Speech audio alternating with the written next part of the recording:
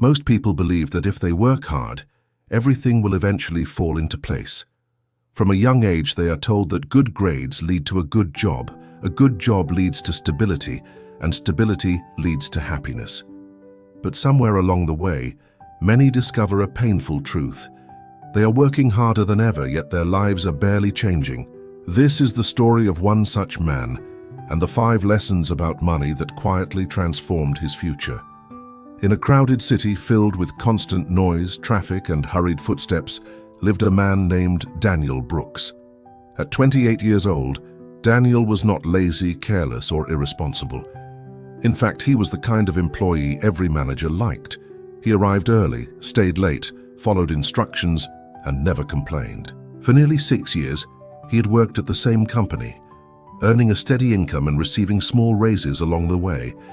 Yet despite all of this, Daniel's life felt strangely stuck. Every month followed the same pattern. His salary arrived, his bills swallowed it, and whatever little remained seemed to vanish before he even noticed. He didn't spend recklessly, he didn't party, he didn't buy luxury items. Still, saving felt impossible, and wealth felt like something reserved for other people. People with better luck, stronger connections, or a different starting point in life. One quiet afternoon, after another exhausting workday, Daniel decided to walk instead of taking the bus home. He wandered through a part of the city he rarely visited, where the streets grew wider and the houses larger. Tall trees lined the sidewalks, and silence replaced the usual chaos. Eventually, he found himself standing in front of an elegant estate surrounded by iron gates and carefully kept gardens. He stopped without knowing why. He wasn't planning to trespass or admire luxury. He was simply tired. Tired of confusion, tired of feeling trapped in a life that didn't move forward no matter how hard he pushed.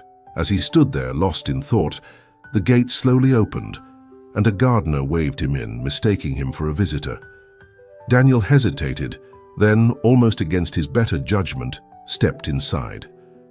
Near the center of the garden sat an older man on a wooden bench, holding a cup of tea and watching the late afternoon sun sink behind the trees. He had calm eyes, silver hair, and a presence that felt steady and grounded. This was Mr. Lawrence Whitman, the owner of the estate, a man known quietly for having built his wealth from nothing. Daniel approached nervously and apologized for entering uninvited. Mr. Whitman studied him for a moment, then smiled gently and invited him to sit, saying that he looked like someone carrying a heavy question.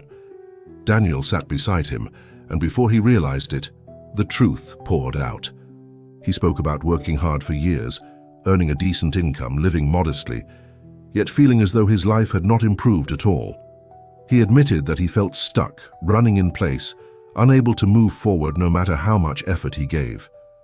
Mr. Whitman listened patiently, then took a slow sip of tea. He explained that Daniel wasn't doing anything wrong, he was simply doing what he had been taught. The problem, he said, was that what most people are taught about money is incomplete. Schools teach how to earn money, but rarely teach how to manage it, grow it, or protect it. If Daniel was willing to listen, Mr. Whitman offered to share 5 lessons about money that had changed his own life.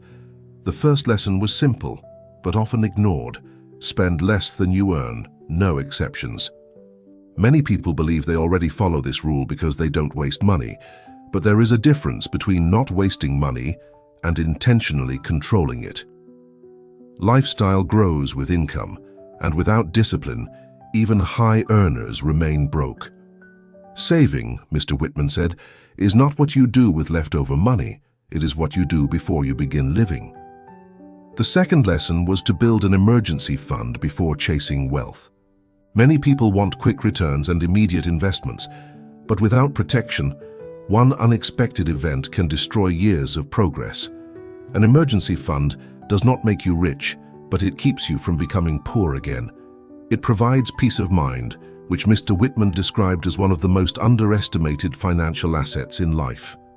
The third lesson was to invest in yourself before anything else. Before stocks, properties, or businesses, a person must increase their ability to earn. Skills are the foundation of all income. By mastering a craft, understanding how value is created, and making yourself difficult to replace, you multiply your future opportunities. Courses, books, tools, and learning are not expenses, he explained, but long-term investments. Daniel felt regret, realizing how many years had passed without him, intentionally growing his skills. The fourth lesson was to stop trading time for money. Hourly wages and fixed salaries place a ceiling on income because there are only so many hours in a day. Wealth begins when income is tied to value and results rather than time alone. Whether through business, freelancing, consulting, or scalable work, earning based on impact allows income to grow beyond physical limits. The final lesson was to let money work when you can't. Passive income, Mr. Whitman explained, is not about doing nothing. It is about leverage, investments, systems, and assets that continue generating income over time allow effort today to support life tomorrow.